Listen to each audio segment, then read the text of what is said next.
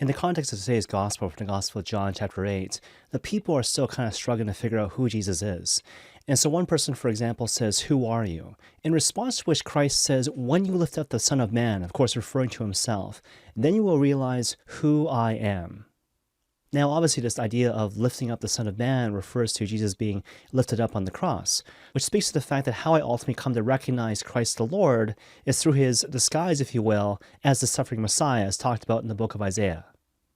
Now, obviously, it's one of those ideas that's sort of easy for us to grasp, conceptually speaking, but it's much more difficult to put into practice, because, of course, it requires us to recognize the work of the suffering Messiah, not simply in the midst of acute moments of suffering in our lives, such as bouts with cancer or even something as simple as a headache, but also, generally speaking, in the great messiness that we each call our own individual lives.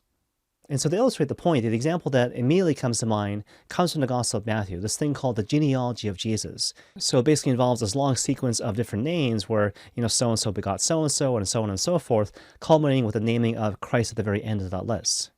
And certainly it can be one of the more challenging Gospels to interpret, and certainly one of the most difficult to read, but the point is basically this.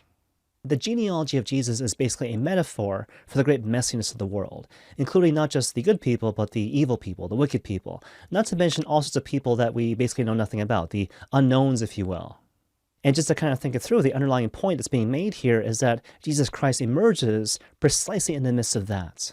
And you see, practically speaking, what this means is that if we want to receive God's grace, if we want to receive the grace of the suffering Messiah, again articulated in the book of Isaiah, we need to resist the temptation to run from our lives. But instead, we need to choose everything, to trust and believe that God's grace is powerfully at work in our own lives, our real lives, not our imaginary lives, our real, painful, messy lives. God's grace comes to us precisely in the midst of that, as opposed to some idealized life, which is otherwise known as not our lives.